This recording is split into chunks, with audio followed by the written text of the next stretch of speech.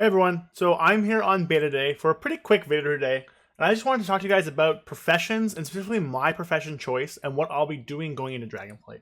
I've had a ton of people ask me this question, be like, "Oh, what profession should I choose? What professions are the best for Demon Hunter? What professions do you recommend for leveling? What professions do you want to be at max level?" And realistically, the answer to that question, all three of those questions, or all the questions in general, is just whatever you want to play. Professions themselves, at least this time around, it's not like classic anymore where, this profession gives you access to this exclusive thing or gives you this some kind of damage buff. It's not like that anymore.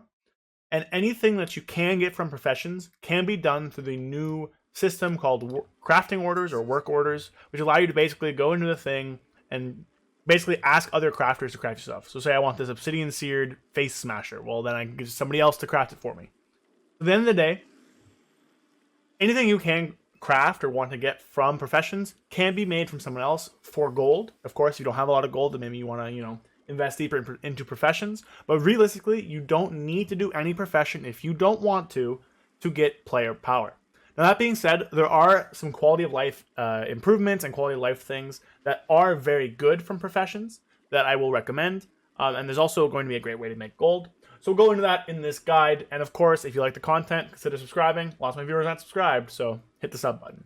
We'll get into it first. Now, my two professions that I will be choosing are the alchemy profession and the engineering profession. While I'm leveling, I'll probably be doing some kind of gathering profession, double gathering. But once content actually comes out in Season 1 in mid-December, I'll be going alchemy and engineering. And there's a reason for that. So for alchemy, the reasoning is very, very simple. If I open up my specializations here, file mastery is the big reason why you would want to go alchemy. And basically what it does, as soon as you unlock this specialization, you basically get a extra duration on your files. Now, it's not here anymore because they've already unlocked the specialization. But if I were to unlearn this profession, you can unlearn and then go train it again at this guy here. Where is alchemy? Boop, boop, train. And we open it back up. We go into professions here. Alchemy. We can see that whenever I learn this, oh, well, it's not there. But basically, this does increase how long files last for you. So you can see here, 30 minutes longer, 30 minutes longer, and this is just a little bit of file crafting. So when you go into these professions here, you do gain those little bit of things. So files are basically the new flasks. These basically double their length because you can kind of double apply them. You get 2 for an hour. Instead, now you can get 2 for 2 hours. That'll save you a lot of money on your files whenever you're doing content. They do last through death, so that's not really a big deal there. But basically, whenever you use your files, these are going to save you a ton of gold in that sense. There's some other stuff you can do. There's your stuff here. Consuming a Dragon Isles potion will heal a portion of your health over time. That's useful, and then this one can give you movement speed. So there's also some benefit when using your potions, like your HP potions or your combat potions.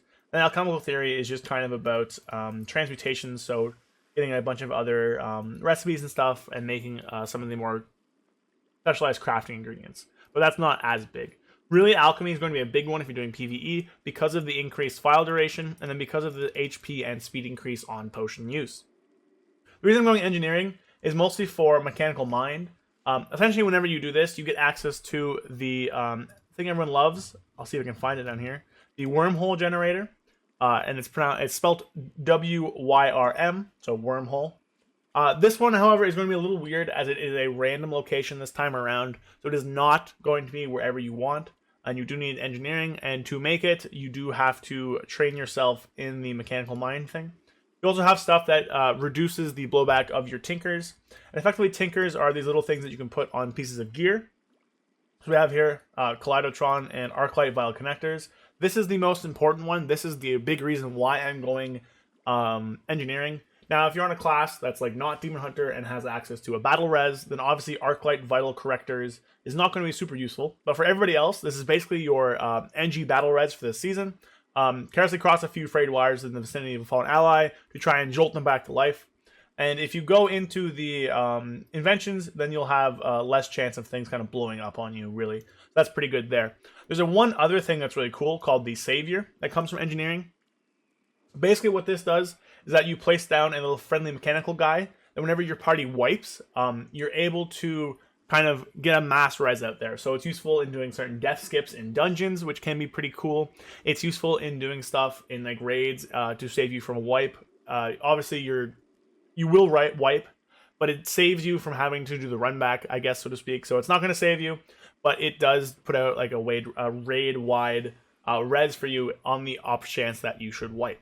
So Savior's pretty good, and then of course Arclight file correctors. Now there's one more thing you can do with this, and these are going to be the engineering cuffs. So there's a group of 3 different cuffs that are equipable by anybody. These are binds when picked up. There's one in leather, one in plate, and one in mail. Basically, these are going to be wrists that have a tinker socket, and a tinker socket allows you to put one of these tinkers into it. So your B reses, right? So these aren't items anymore in your bag. These have to be put on gear. And you basically just use these to zap up your fallen ally or get whatever, tinker you get on them. These are good too because they are 1 stat, and you can pick what stat it is using these amplify secondary stats, stuff like that. So you can put a lot of crit on it or a lot of mastery or whatever stat you need the most of. For engineering as well, there's also helms that do that. I'll see if I can come down here and find the helms. There's goggles that do the same.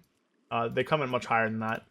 But you can find like different goggles that'll do like the similar thing. We can put a tinker socket into them. But realistically, you just want to get access to these tinkers. You can get them from other players, but realistically, using these your own and going into specialization and reducing their amount and chance to backfire is going to be pretty good for you overall. In terms of making gold, though, I do think there are some better professions. I think really if you want to make a ton of gold, especially at the start, then you probably won't want to do engineering and probably won't want to do alchemy. Instead, I think what you want to do is either the gathering things, so, mining. Mining's a good one. You can train in mining and get access to mine up a bunch of stuff. So while you're leveling, mining can be pretty good. And the other one is going to be herbalism. Herbalism is also traditionally a very, very good way of increasing your gold while you're leveling. So you can see here, I'll train myself in herbalism. And we'll just look in the journal. So you get ways of refining your herbs into triple stars there. And you get ways of just getting like a bunch of different stuff. We'll use my brain just to get a ton of skill points in it so I can show you guys the trees. But basically with herbalism, you gain access to ways of getting more stuff whenever you harvest. You gain new plants you can find in, more efficient at gathering more rare plants. And you also grab stuff, getting the infusions. So these are kind of like your rare materials. This way around, a bunch of different elemental stuff. You get ice elementals and like titan stuff and like decaying and wind from this one. And then mining also has some as well, where you can get fire, earth, titan, and then I believe primal. These are all pretty useful stuff for crafting. You get metallurgy, which gives you access to more ores. Casgarite ore is going to be a very big seller early on, so mining is going to be pretty good. And this is just improved mining process. I think herbalism and mining is generally going to be better over skinning, because realistically, skinning is one of the ones that drops pretty fast, and it's really easy to farm a lot of mobs to skin. But herbalism mining does require you to fly around and kind of mine at the things. If you don't want to do a crafting specialization, a gathering specialization, you want to go more crafting side, then I would recommend either enchanting or inscription. It's engineering. So enchanting, what it does is it gives you access to generating a bunch of enchants. This time around, things are going to be a little different. M0 gear is no longer purple. So stuff to get like a dormant front or all that stuff down here.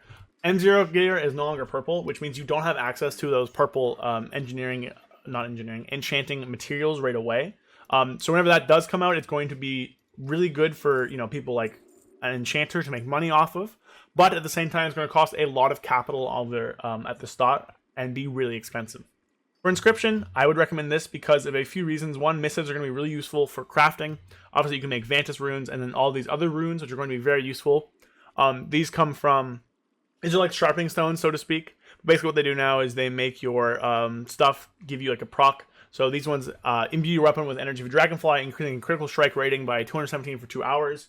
So they're like weapon imbues now instead of other stuff. And then if we look into the inscription stuff here, in the shop, sorry, not in this part, we can see there's going to be recipes for, both enchants and your enchanting.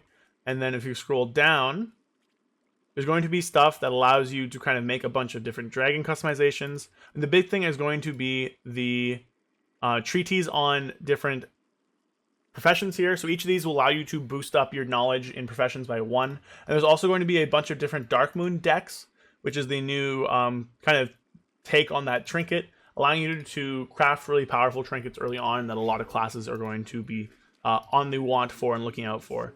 I actually don't know where they are in here. They might be down here, but you can craft those those trinkets, and those are going to be very, very useful. So those are kind of like the different just professions that I've kind of been thinking of, what I'm going to be doing personally, and some other options if you want to make gold. Just a quick dirty video today, nothing too serious. Tonight I'll be live at 6 p.m. on Twitch doing a big stream. We'll be leveling to max and then doing some endgame stuff. Drops will be enabled. It's going to be a ton of fun, so come check it out. With that though, that's just my video for today. Nice and quick. Leave a like if you enjoyed it. Leave a comment down below, and I'll see you guys next time.